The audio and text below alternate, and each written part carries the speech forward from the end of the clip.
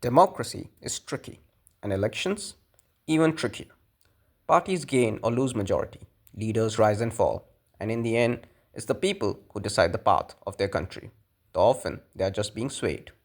Now, if someone wins over 50% of votes, they are clearly the popular choice. But what if they lose the majority? They still get the most votes. That's a sign of fading popularity, right? Well, that's exactly where Kosovo's Albin Kurti stands. He's slipping, and the results prove it. Some bad calls have come back to bite him. But why is the Western media glorifying his downfall like it's some heroic tale? It's not. And here we answer why. Kosovo's ruling Vetevendose party is set to win Sunday's parliamentary election, but has fallen short of securing a majority to govern alone, according to preliminary results released on Monday. The outcome marks a decline from the 50% plus victory Prime Minister Albin Kurti's party secured in 2021. However, it still positions him to lead the next government in a country where politics revolve around relations with Serbia and its ethnic Serb minority. A new Kurti led administration may continue efforts to strengthen the government control over the north, home to around 50,000 ethnic Serbs who reject Kosovo's 2008 independence from Serbia. This has raised concerns among moderates fearing renewed ethnic unrest. With 88% of votes counted, Vetevendose secured 41.3%, while the Democratic Party of Kosovo followed with 21.8%, and the Democratic League of Kosovo took 17.8. Preliminary results show one clear truth. Vetevendose has won the February 9, 2025 elections, Kurti told reporters. In Pristina, as crowds celebrated with fireworks, drums, and Albanian flags.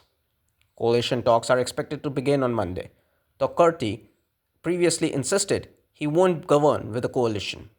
The campaign was marked by fierce debates on corruption, crime, healthcare, and education, alongside heightened tensions over his policies limiting ethnic Serb autonomy.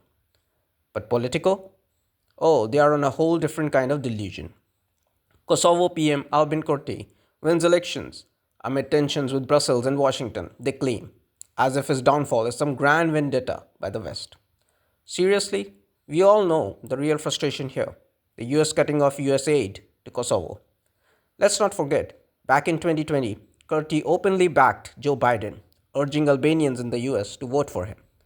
Biden's win shifted the game, scrapping Trump's Serbia Kosovo agreement.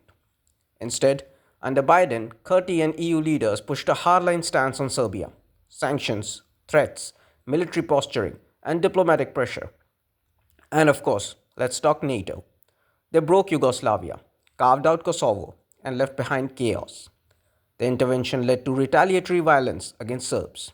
And even now, 3,000 NATO troops remain, supposedly for peacekeeping. But in reality, their presence is fueling tension, not easing them. And where was Ursula von der Leyen when Kurti was targeting Serbs? Silent. Now that the tide is turning, suddenly the narrative shifts. Times have changed. The public sees through lies and deceptions. They know Kurti never solved the crisis with Serbia. The Ohrid agreement never came, and peace was never on his cards. And so, many Kosovars voted not to elect him again. He may have lost popularity and majority, but he will still form government. But for how long will this team carry him?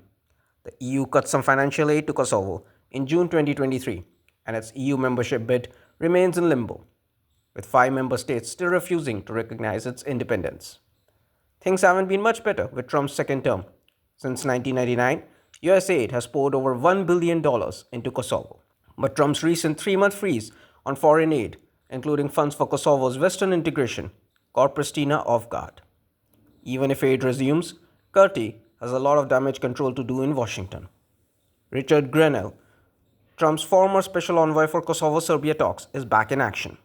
On Feb 3, he made it clear the Trump administration wants trustworthy partners in the Balkans, calling Kurti's claims of US ties absolutely false. So all in all, trouble continues for Albin Kurti.